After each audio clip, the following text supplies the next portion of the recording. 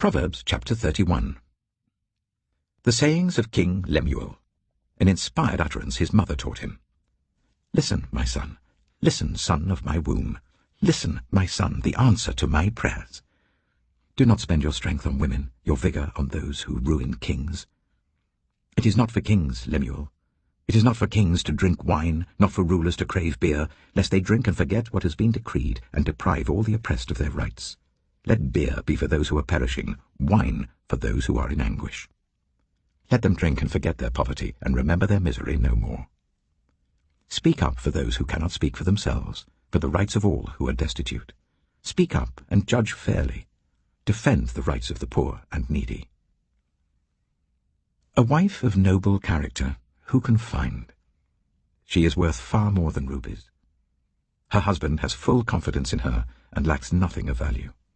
She brings him good, not harm, all the days of her life. She selects wool and flax and works with eager hands. She is like the merchant ships bringing her food from afar. She gets up while it is still night. She provides food for her family and portions for her female servants. She considers a field and buys it. Out of her earnings she plants a vineyard. She sets about her work vigorously. Her arms are strong for her tasks. She sees that her trading is profitable and her lamp does not go out at night. In her hand she holds the distaff and grasps the spindle with her fingers. She opens her arms to the poor and extends her hands to the needy. When it snows, she has no fear for her household, for all of them are clothed in scarlet. She makes coverings for her bed. She is clothed in fine linen and purple. Her husband is respected at the city gate, where he takes his seat among the elders of the land.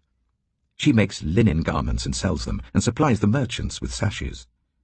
She is clothed with strength and dignity. She can laugh at the days to come. She speaks with wisdom, and faithful instruction is on her tongue. She watches over the affairs of her household, and does not eat the bread of idleness. Her children arise and call her blessed. Her husband also, and he praises her. Many women do noble things, but you surpass them all. Charm is deceptive, and beauty is fleeting. But a woman who fears the Lord is to be praised. Honor her for all that her hands have done, and let her works bring her praise at the city gate.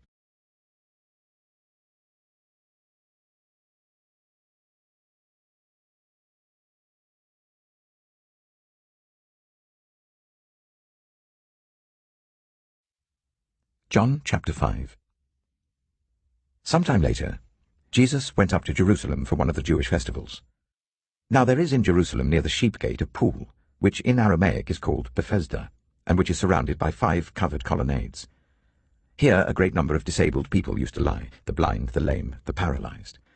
One who was there had been an invalid for 38 years. When Jesus saw him lying there and learned that he had been in this condition for a long time, he asked him, "Do you want to get well?" "Sir," the invalid replied, "I have no one to help me into the pool when the water is stirred. While I'm trying to get in, someone else goes down ahead of me." Then Jesus said to him, "Get up, pick up your mat and walk."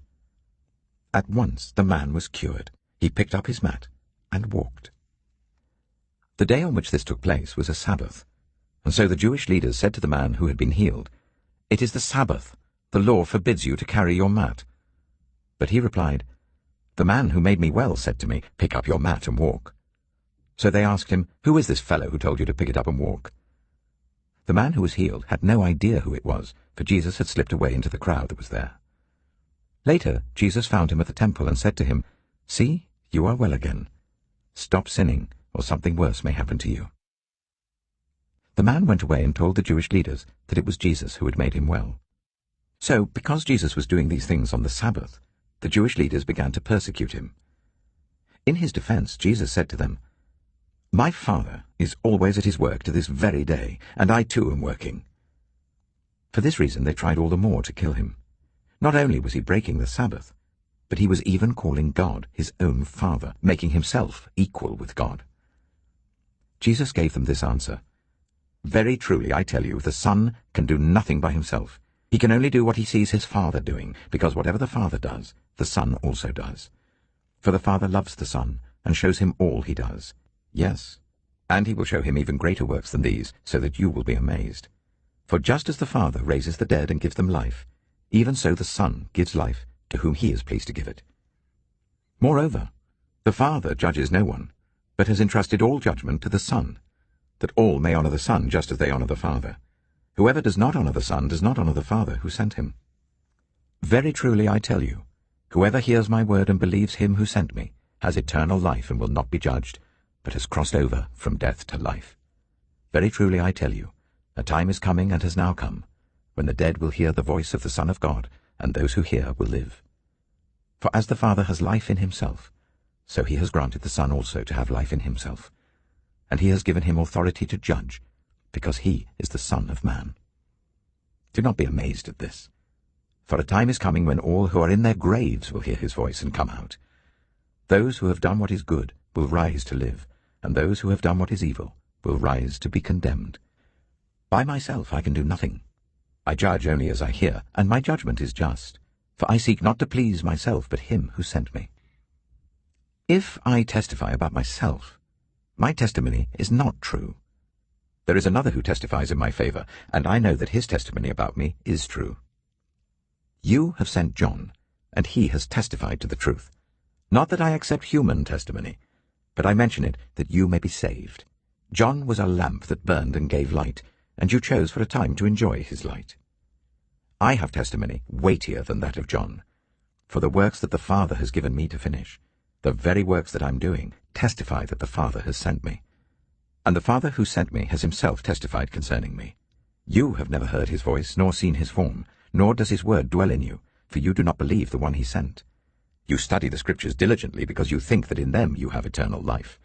These are the very Scriptures that testify about me, yet you refuse to come to me to have life. I do not accept glory from human beings, but I know you.